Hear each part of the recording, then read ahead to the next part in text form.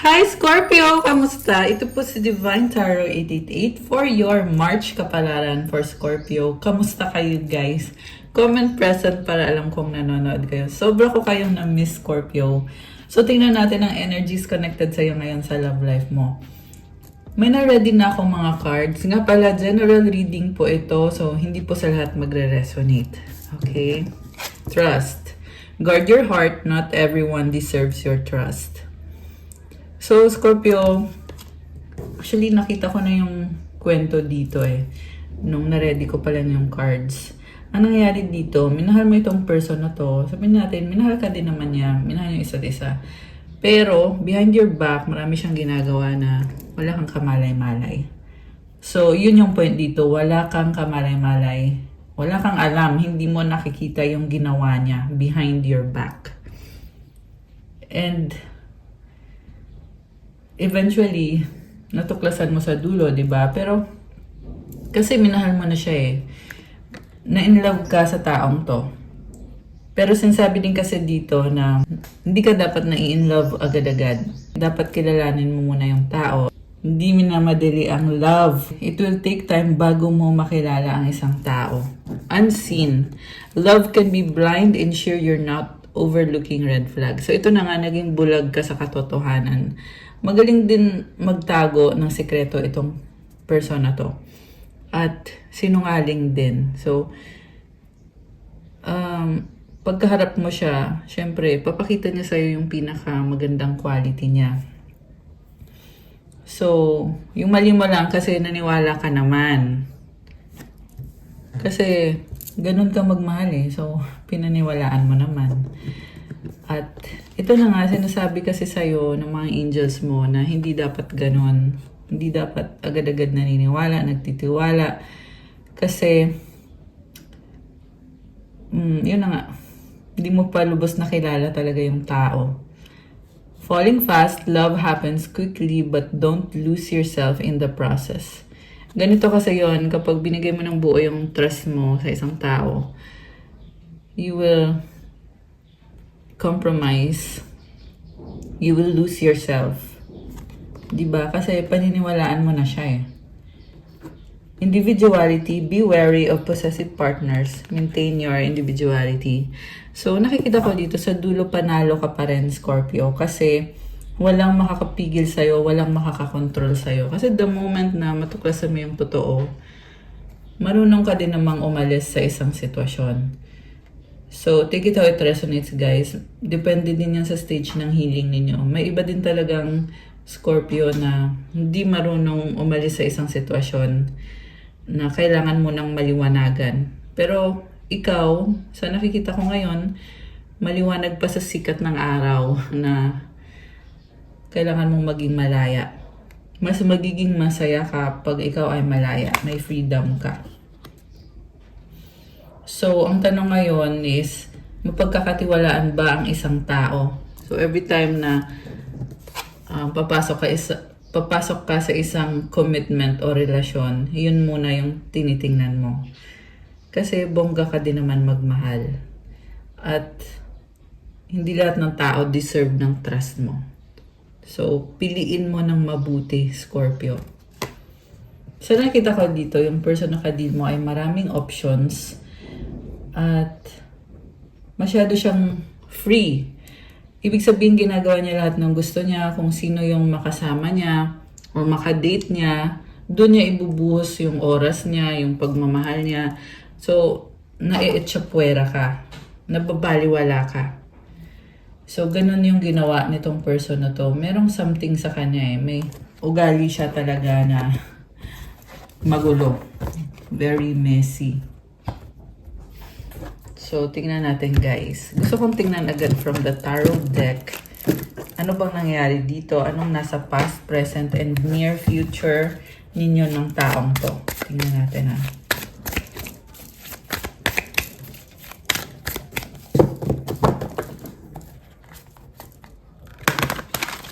Nga pala, like po ng video, comment, and let me know kung bago ba kayo sa channel na to para ma-acknowledge nyo na kailangan nyo ng gabay at masagap natin ang kwento ng buhay mo sa ganitong mga readings na ginagawa natin.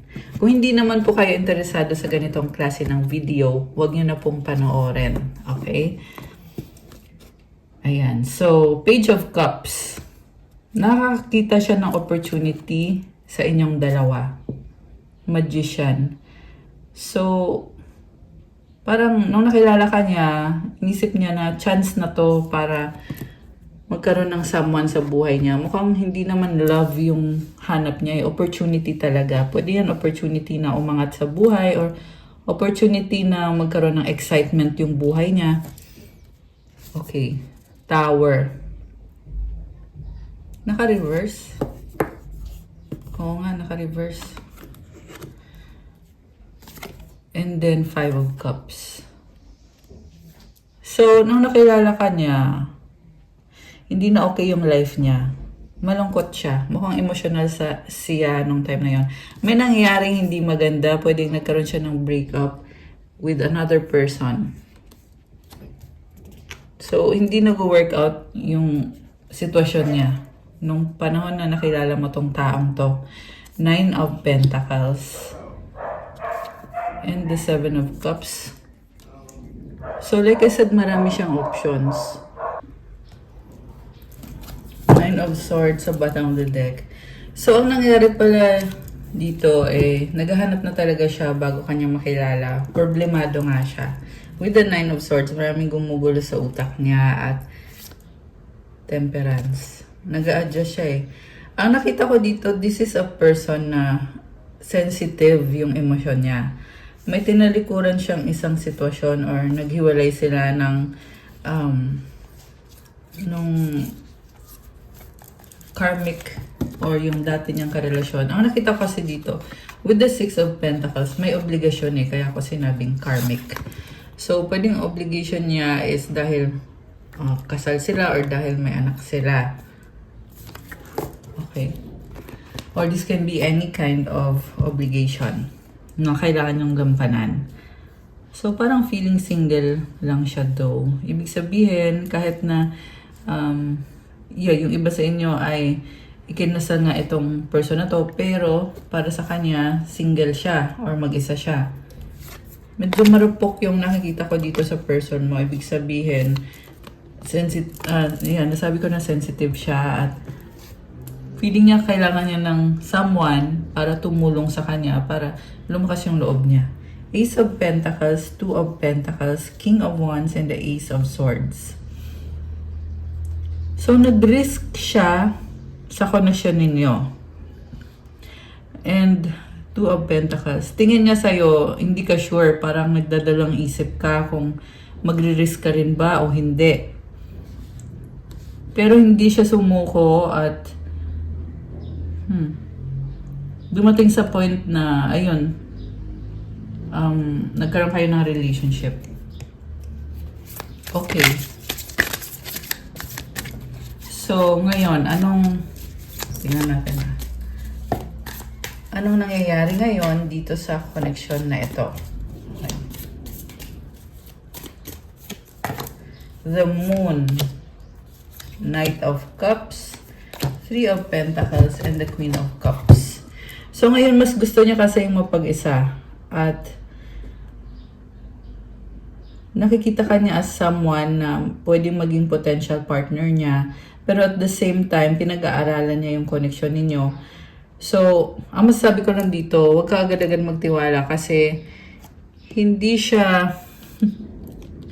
Ewan ko kung bakit ganito yung ginagawa niya. Parang, yung nakikita ko si partnership hindi love relationship. Gets nyo yon? So, this is the kind of person na parang transactional. parang ganun, transaction. So, anyway, with the Moon card, marami siyang nililihim na hindi niya i-reveal. Kasi mas gusto niya na private yung buhay niya. Which is unfair naman yon. Kasi, di ba, kung may special relationship kayo, kailangan mag-open up siya, kayong dalawa, sa isa't isa.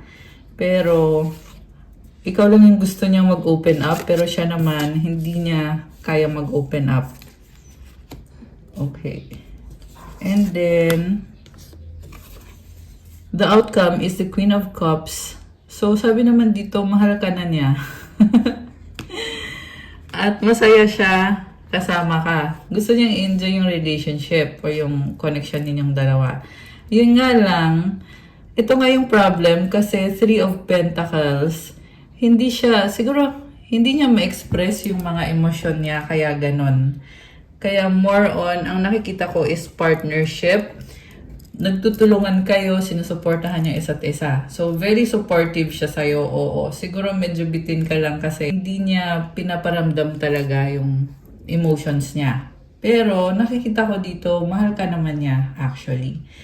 At, sobrang kanyang nirerespeto kasi feeling niya kailangan niyang ayusin yung pakikitungo niya sa'yo para magtagal yung relasyon niyo or maging maayos yung connection ninyo. Okay. So, bakit Knight of Cups? Okay, itong Knight of Cups naman, ang tingin niya kasi sa'yo, kailangan mo ng someone at feeling niya, pwede niyang i-provide sa'yo yon. So, gusto niya i-take yung opportunity na ikaw kailangan mo ng love sa buhay mo. So, ibibigay niya yon. So, yun nga yung sinasabi ko, parang may kapalit. Parang transaction. Pero hindi naman ibig sabihin nun na hindi ka niya mahal. Kasi, it's clear naman din na sinasabi dito, mahal ka nga niya. Six of Cups with the Hermit. Mabait naman siya sa'yo, kaso lang, very serious. Kasi Hermit, parang, this is the kind of person na sanay mag-isa. And, nahihiya din siya sa'yo makipag-usap. Page of Wands yung energy niya. So, siguro feeling mo parang immature or parang walang guts magsabi ng nararamdaman niya. Pero at the same time, medyo flirty. Tsaka may ugali din siya na para siyang matanda. Tingnan mo tong Hermit, oh. Matanda yan, diba? So, ibig sabihin, 55. Oh, 05 and 50 and 555. Angel numbers on the screen now. Okay, so it means change. So, baka ang kadil mo ay Virgo or someone na may strong Virgo sa chart niya. Although this can be any sign. Marami namang signs na andito ngayon sa reading. Maraming water signs, Cancer, Pisces, Scorpio, merong Cancer, at Gemini, meron fire sign, Aries, Leo, Sagittarius. Meron ding earth sign, Capricorn, Taurus, Virgo. Okay. Ayun yung mga signs. May konting air sign, konti lang. Gemini, Libra, or Aquarius. Okay. So, yung person na kadil mo, sanay siya sa hirap eh. Yan yung sabi dito, natawa ako. So, very supportive naman siya sa'yo. Okay? Strength. Okay, Leo is here.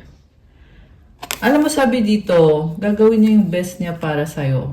Nagsistruggle siya sa buhay. Pero kaya niya ikalma yung sarili niya. So, currently, dahil sa pagmamahal niya sa'yo, kaya niya nagagawa yan. Okay? Also, nakikita ka niya as someone very strong. Okay? The Fool. Tapos may ha-ha-ha dito. Oh. So, ibig sabihin, willing siyang mag-risk kahit magmukha siyang tanga. The Empress. Oh my gosh. Okay, so nakikita ko sa'yo, you're someone na hindi ka agad-agad nagdidesisyon kasi you have this Empress energy. The reason kung bakit hindi ka agad-agad nagdidesisyon is, alam mo kasi na it's a big risk. So, actually kasama na to sa career mo at saka sa love life mo din or sa kahit anong aspeto ng buhay mo. So, si Empress, ang lakas ng confidence mo sa sarili. And physically, maganda yung nakikita ko dito ang image mo. So, it doesn't matter kung tingin mo hindi ka naman maganda or ano. Pero yan kasi yung energy mo eh. Ang ganda ng energy mo. Empress. And naa-attract mo yung person na yan. Pero ikaw naman ay masyado kang matalino para maniwala ka agad. Siguro nga dahil naranasan mo na sa past na naniwala ka agad at nasaktan ka. Ngayon, iba ka na. Pero hindi ka naman yung kind of person na malamig or hindi naman ikaw yung suplada or masama ugali. Hindi. Ang nakikita ko sa'yo is actually maganda. Kasi ang lakas ng confidence mo at ang lakas din ng dating mo. With this Empress card, alam mo sa sarili mo kung anong gusto mo, anong kailangan mo. So, hindi ka nagmamadali na pumasok sa isang relasyon. At yan din mismo yung dahilan kung bakit na-attract sa'yo itong taong to. Kasi ikaw si Empress. Si Empress hindi yan naghahabol. So, ikaw yung pinupursue. Okay, tinatakpan ko actually yung picture. Ayan. Okay. So, hahabulin ka niya, oo. Two of Swords is here. May doubt ka, pero sabi naman dito, nauunawaan mo siya at nire-respeto mo siya, pero hindi ka papatol. Okay. Parang nakikita mo siya bilang kaibigan. Baka may kadikang Libra, Taurus, Gemini, air sign, Gemini, Libra, Aquarius. Okay. So, anong gusto mangyari nitong person na kadil mo? Tingnan natin Ten of Pentacles. Gusto niya na magkaayos kayo kasi malungkot siya pag hindi kayo okay. Three of Swords with the Queen of Wands, Knight of Wands, and the Six of Swords. Gusto niya mag-risk para sa'yo. So, hinihintay lang niya yung kasagutan mo. Sabi dito, willing siyang mag-adjust para sa'yo. Ayan Ten of Pentacles. May nakita ko dito na nagkaroon na kayo ng stability sa relationship niyo pero you broke up. Ayan, ito, sobrang stable na to So, pwede to nagkaroon na kayo ng bahay, may lupa kayo, may legacy. Tapos, nagkaroon ng ending dahil sa third party. Tapos, dito nag-a-adjust siya. Kasi kailangan ka niya. Okay. Iyan ang sabi dito. At maparaan din siya Gagawa siya ng paraan talaga. Knight of Wands and the Six of Swords. Dati tong player na ngayon, iniiwasan na niya yung pagiging player niya. Ibig sabihin ng player is, ang dami niyang tinatry na iba-ibang klase ng relationship. Okay? So, ngayon, Six of Swords, meron siyang tinalikuran na tao o sitwasyon. May nagbago sa kanya. And, kung nagkaroon kayo ng misunderstanding or disagreement, nakikita ko din na ila-let go niya yan or nilet go na niya. Kasi gusto lang niya mangyari ngayon is mag-reach out sa'yo. And very passionate yung energy. Pero may fear din sa kanya Fear na baka i-reject mo siya, baka hindi mo siya papasukin sa buhay mo. Ayun. 1, 2, 3 angel numbers on the screen. Grabe. Parang with the numbers na yon, nakikita ko na inobserbahan ka lang niya talaga at naghihintay siya ng tamang panahon, tamang moment. Tingnan natin, ano ba mga emosyon niya at intention sa'yo. Okay. At mga mensahe na gusto niyang sabihin. Kung meron man. Oh! Muling ibalik second chance. Ayan. Dreaming of you, pangarap ka. Ayan. Napaka-clear ng intention niya na gusto niya makipag-ayos sa'yo at magkaroon ng second chance. Angry, naiinis, ego. The one that got away. Okay. Galit siya. Kasi sabi angry Mataas ang pride nito. At parang hindi niya matanggap na nakawala ka. Mukhang naisahan mo itong taong to. Hindi niya in-expect na kaya mo siyang bitawan. Kaya mo siyang pakawalan. So, yeah, sobrang ma-pride. Or, pwede din kasi to na akala niya masyado kang naive, masyado kang marupok. At akala niya may control siya. Pero ngayon, naliliwanagan siya na wala pala siyang control kasi pwede mo pala siyang iwanan So, this is the kind of person na manipulative, pero tingin niya ikaw yung manipulative. Pero yung totoo, siya talaga yung manipulative. Hindi lang niya maamin sa sarili niya na you are the one that got away. Grabe panghihinayang nito. Nakuha pa niyang magalit Grabe naman to. So, siguro mabuti na din naman at naliwanagan ka sa mga intensyon niya. natauhan ka. Okay, sabi strong, mahal pa rin kita. Ayusin natin, reconciliation, entitled, toxic. So ito pala yun. Gusto niya makipag-ayos pero napaka-entitled niya. So hindi siya makakabuti para sa'yo. Sacrifice. Ayan. Toxic na klase ng pagmamahal. Nanonood, stalking you. Ayan, ingat ka. Baka mamaya andyan na yan sa bahay mo. Kasi nagsustok sa'yo. Anong advice para kay Scorpio? Tingnan natin. 666 reflection. When you allow time for reflection, you allow yourself to see where inner shifts are needed. It's time for you to look at your beliefs and ask, is this serving me or is it time for me to release this? Reflect, refocus, and readjust. Okay, kailangan mong mag-adjust ngayon since nagdesisyon ka na bitawan itong person na to, sitwasyon, or connection. At may kailangan ka din baguhin sa sarili mo kung gusto mong tuloy-tuloy na yung pag-heal mo at yung pag-move on mo. Affirmation, as I refocus on what serves my highest good, I feel myself shift into my highest self. So, hindi madali to, sa totoo lang. Very stressful, pero at the same time, nakakabuti naman to para sa'yo. Okay? Kaya kapit ka lang, laban lang. Ito, gusto din lumabas ng card na to, 1313 clarity. So ito na nga, naliliwanagan ka na. As the storm passes, the clarity is felt faster than lightning is seen against a dark sky. The divine is reminding you that clarity is readily available. All you have to do is ask. You have weathered the storm and now the sky is clearing. Ibig sabihin, ang hirap talaga ng pinagdaanan mo sa sitwasyon na to. Pero ngayon, nasa point ka na naaalis na yung clouds, naliliwanagan ka na. So, you need to thank God kasi dumating ka din sa point na to na naliliwanagan ka. Affirmation, loving energy surrounds me and I trust that the clarity I feel is the answer I need. Ayan, so, binigay na din sa'yo yung mga kasagutan na kailangan mong marinig. Kuha pa tayo ng advice. Para kay Scorpio. Okay. The inner voice. Thank you, angels, for guiding me through my inner voice. Love and accept yourself. Uy, ang ganda nito. Thank you, angels, for lovingly guiding me to self-acceptance. Malakas ang intuition mo, Scorpio. At priority mo ngayon yung sarili mo. Kaya, mahalin mo ang sarili mo. Tapos nag-flip itong yes card. Oh, I love it. May pa yes. And one last message bago magwakas. Oh, bago magwakas. Okay. Oh, travel. Isa pa nga. Maliban sa travel, ano pang message for Scorpio? Dami naman. So, explain ko itong isang to.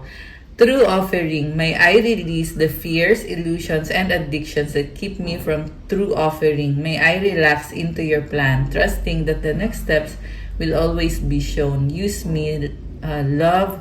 Use me for the highest. I am yours alone. Grabe. Parang sinasabi dito, kailangan mo nang bitawan yung mga illusions, yung mga fear mo, yung negative thinking, at yung mga bad habits mo, kailangan mo na ding bukasan. At i-let go mo na yan. Kasi may plano si God sa'yo. Magtiwala ka na ipapakita din sa'yo kung anong susunod na kailangan mong gawin. So, wala kang dapat problemahin as long as you surrender to God. Ayan. Okay guys, that's all for Scorpio. For your March kapalaran, please like, comment, subscribe, hit the notification bell. Kung kailangan nyo ng gabay, pwede kayong magpa-private reading para sa one-on-one session through video call. At may po-promo po tayo ngayon for the Chinese New Year, 20% discount. So, yung pa-discount ay hanggang March 3 lang. So, kung gusto nyo magpa one-on-one private reading plus may discount pa. Oh, nga pala, doon kayo mag-message sa akin sa Viber or sa WhatsApp. Hindi ko kasi sure kung nasabi ko na eh. I-click nyo lang dyan sa baba sa description box. Dyan yung mahahanap yung Viber ko tsaka yung WhatsApp para dun sa private reading. I love you, Scorpio! God bless and stay safe. See you again soon. Gong Si Fa Chai, Sinyan Kwaila. Love you guys. Bye!